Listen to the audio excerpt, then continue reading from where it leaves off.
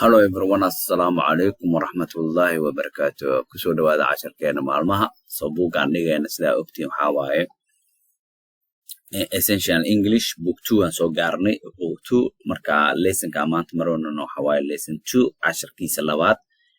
And note the difference between it is possessive adjective markay tahay. ITS ka markay isku dhagan yihiin lahaansho waaye. And it apostrophe s markay tahay short form of it is markii la soo gaabiyo hakada kaasaa la gelinaa apostrophe aa lahaa kaasaa la gelinaa. It is a long way to separate it. So it is waa markaan. Note the idiomatic use of the possessive pronoun in the sentence. Sida loo isticmaalaya inaan ogaano marka. He is an old friend of mine. Mine aa loo dambeysay oo lahaansho eh. Not an old friend of me. Any friend of me mal dhihi karo. Friend of mine. Friend of hers. Friend of his. Mine, him, iyo waxaas mal dhihi karo. Margaret has gone to a party at the house of a friend of hers. Mal dhihin not a friend of her. Her kaneti iyada waaye. Laakiin lahaansho marka la tahay s in lagu daro waaye.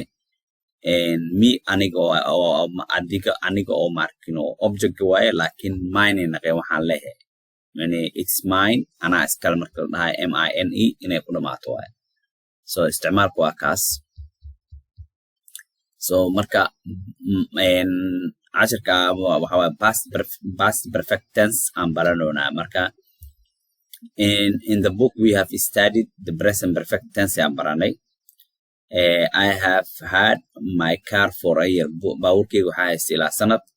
Hab has not done his homework. Shaqadiisa muusa qaban. Markay present perfect tahay waa in lesson 1 of this book you have some examples of the past perfect tense ala kulantay. Markan oo lesson 1 ka oo buugaan casharka aan soo dhiganay.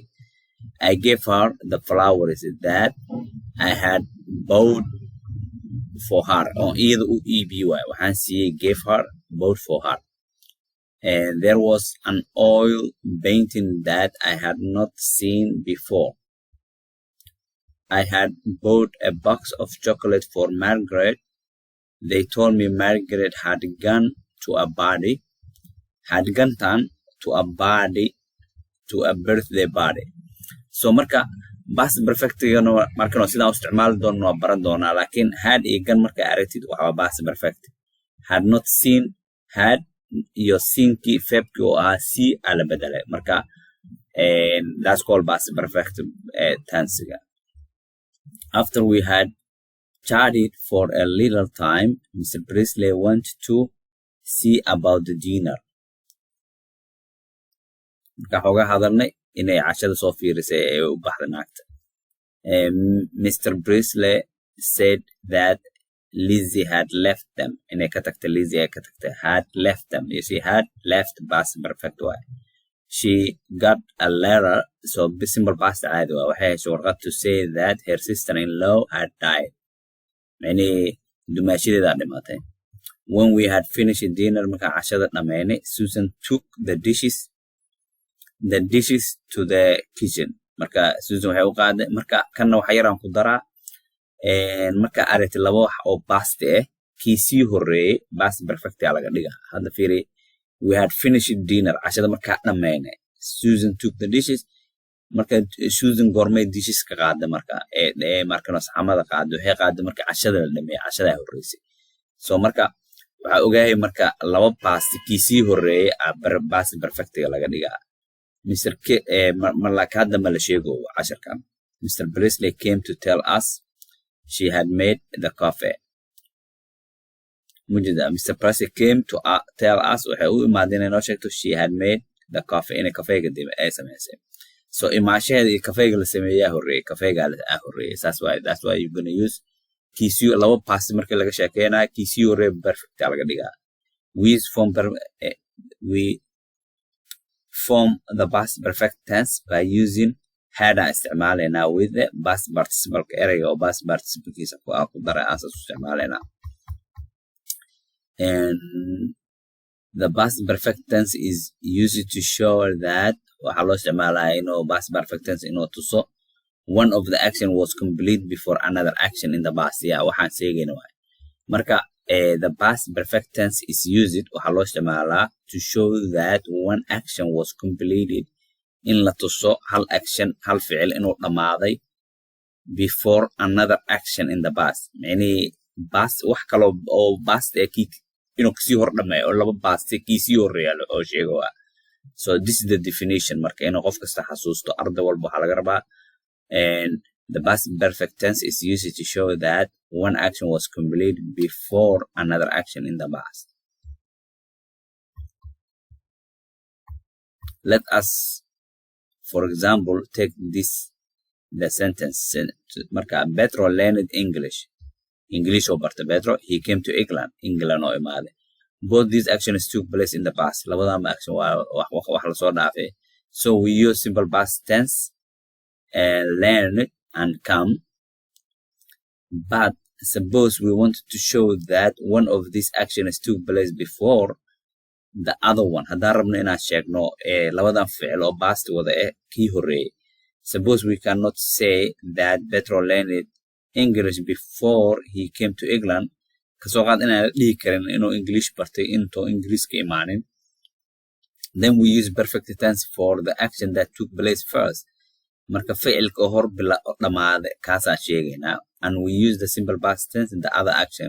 We say that Petro had learned English. Petro wuxuu bartay English before he came to England. So he came to England kasii hor wax sii barayay. Mr. Presley made coffee as a method. Then she came to tell us. Waxay u imaadeen anaga noo sheegto.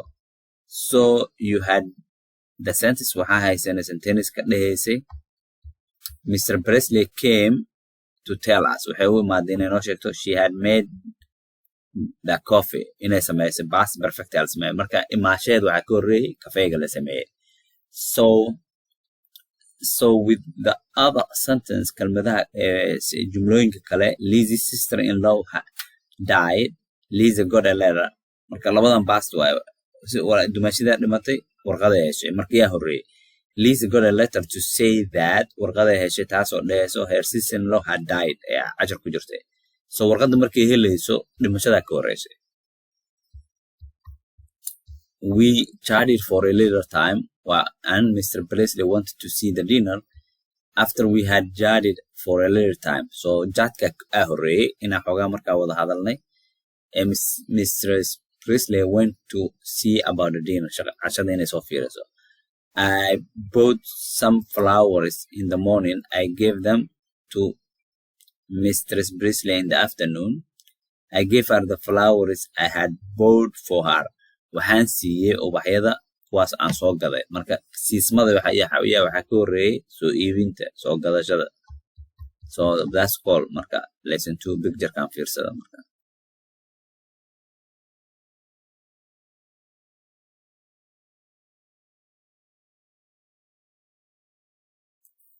I gave her the flowers which I had bought for her. Waxaan siiyey ubaxyadii aan u soo iibiyey. Here are some more examples of the past perfect tense. When Margaret had finished her homework, she changed on the radio. So had finished her homework ko ee dhamays kadib TV radio daaratay. I had already got home. Guriga waa tagay before it began to rain. Intoonan bilaabin roobka waa ka hormaray. Jan bought a new exercise book. Waxay gadatay book oo leeliska ku qorto because she had filled his Jane waa nin waaye. He has filled his old one. Buugiisii hore uu ka buuxsamay. Marka fillidka iyo gadashada fillidka horeeyay. The children came to the party at 4 o'clock. But before that, Anne and Ellen Thompson had decorated the room. Ilmihii way imaadeen afartii, laakiin kasii hor guriga had decorated the room. Marka dadkan reer Thompson guriga qurxiyeen. Mrs. Thompson had baked cakes. Doorshada way sii dubtay. And Mr. Thompson had bought a small present of every little guest. Wuxuu u soo iibiyaa marka ninkaanaytina hadiyad dadka ka soo qayb galay yarka dhan You remember that Margaret had gone to a birthday party. It was the house of her friend Anne Thompson. You saw Mr. Thompson and his family in book 1 on page 66 apart. Dadkan waxaa laga sheekeyno. Here is a story with some examples of the past perfect tense. It's about a novelist. Marka sheeka waayo oo past perfect tense ku taabsan. Nin oo novelada qoro buugaagta sheekooyinka who had written kaasoo qoray some novels and buugaag sheeko that had been very successful kuwaasoo aad u guuleystay. One day he met wuxuu la kulmay an old friend that he had not seen for years. Saaxiib oo la kulmay kaasoo muddo aanu arkin. After they had talked for 2 hours, kadib intay markay hadleen 2 saacadood, the novelist ninka sheekooyinka qoro wuxuu dhahay, now we have talked about me long enough, let us talk about you. Aniga sheekada waa kuu sheekeeyey adin marka maxaa taada ka hadal. What did you think of my last novel? Novelkii ugu dambeeyay maxaa u maleynaya maxaa ka filay. And essential English bookgeena magaciisa waaye in-laws. Waaye in-lawska dadka oo xididka ka dhaxeeya waa xididka. You had sent macnaheedu waaye dadka guur idin keeno. You had the sentence kana haysanay as Lizzie's sister-in-law had died. Dumaashideed waa moota sister-in-law. Then this drawing shows the Brisley's family called saying William Brisley grandfather waaye say tree-gooda family tree-ga la istusugaa. So marka grandfather-ki wuxuu dhalay Mr. Brisley, Noah, David. Haddana Miss Brisley married to Mary uu guursaday naagtan.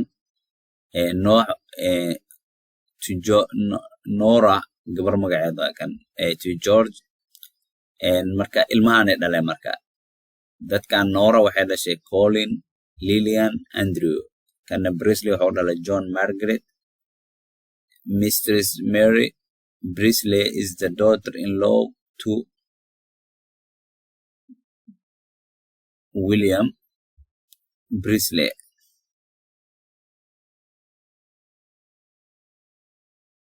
She is the sister-in-law to Nora Brisley. Marka family say xiriirka ugu dhaxeeya la sheegay Nora Macaulay. William Brisley is her father-in-law. George Macaulay is Mr. Brisley's brother-in-law.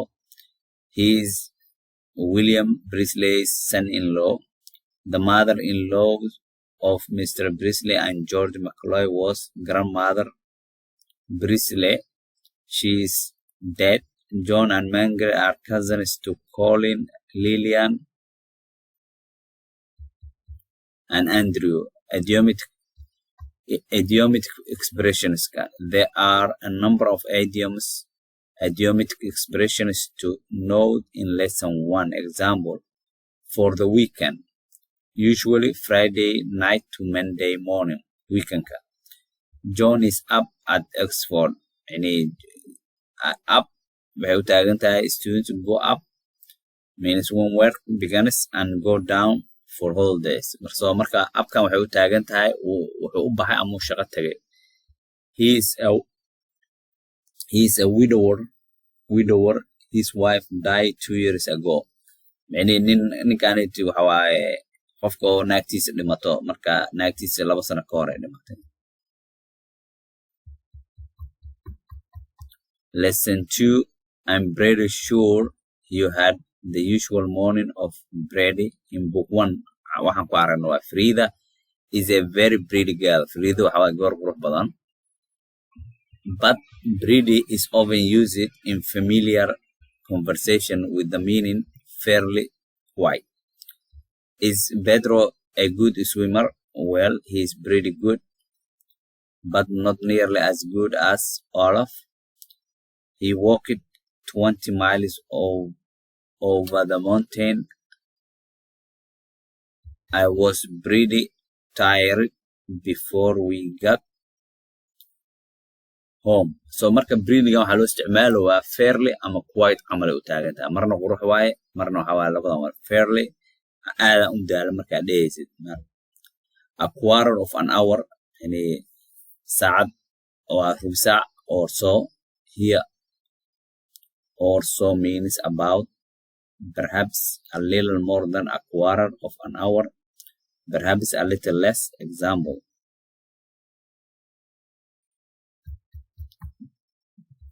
I was away 3 months or so.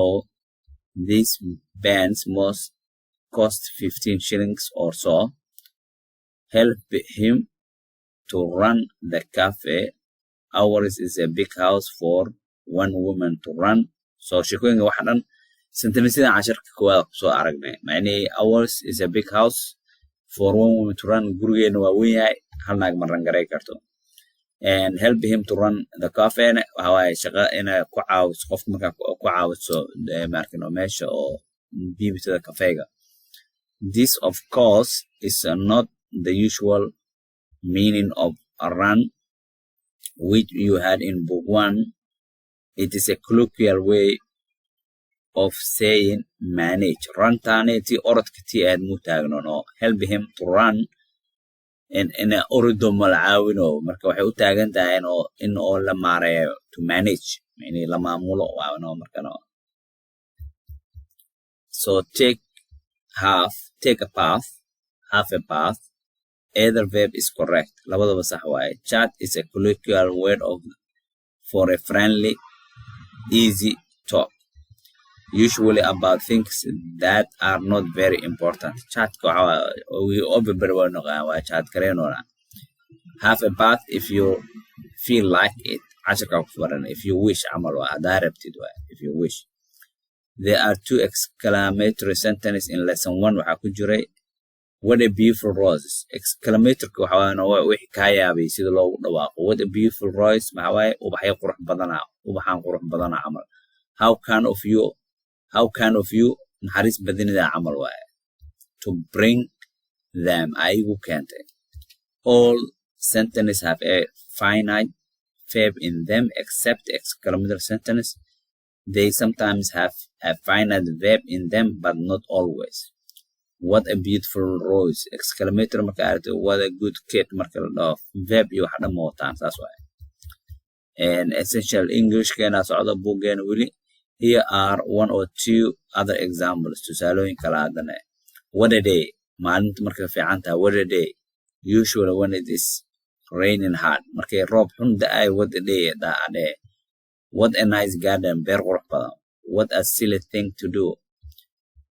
How nice of you to send me those flowers. How nice of you. Intana markano Hawaii exclamatory. How nice of you. How well he speaks. How well he speaks. You will notice that the last exclamatory sentence has a finite verb. How well he speaks. Marka verb ku dambeeya. Marka qaarkood verb waa arkay laakiin ma badno. Exercise ardada laga rabaa put in possessive pronouns of same person as the personal pronoun ka. I have a cat. That cat is mine. Why? I marka inta lagu isticmaalo mine isticmaale. You have a cat. That cat is yours. So inta kale ardada laga rabaa asaas leeyahay. Waxa la iska rabaa waa intaas. No. Now write this sentence using possessive adjectives instead of possessive pronouns. And instead of saying that is my book, we could say that the book belongs to me. The book belongs to me either was macno waay. So rewrite the following sentence using verb belong bedelena marka my flowers. So sida tusaalaha camal u sameey marka this is my book waa loo bedelay that book belongs to me. So then the word belong ardada inay isticmaalaan su'aalahan soo socda.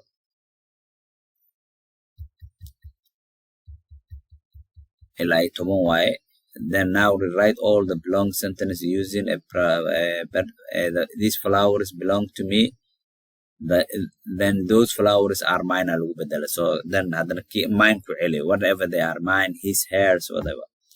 Both in the possessive adjective and possessive pronoun ka inta ku bubuuxiya. Marka possessive adjective iyo possessive pronoun ka waxay ay tahay meesha ku buuxiya meelaha banaan.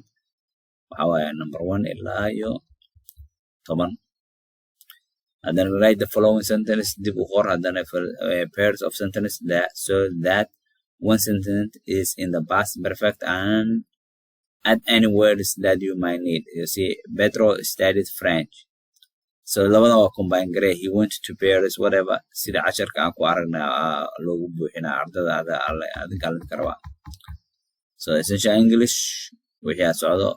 Marka before Mr. Presley married, Mr. Presley, her name was Mary Elliot.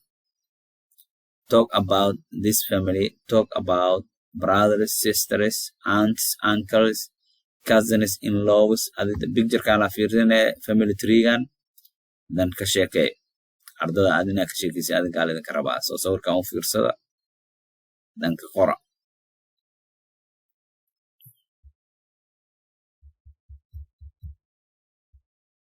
So casharkeena maanta waa naga intaas. Assalamu alaikum warahmatullahi wabarakatuh.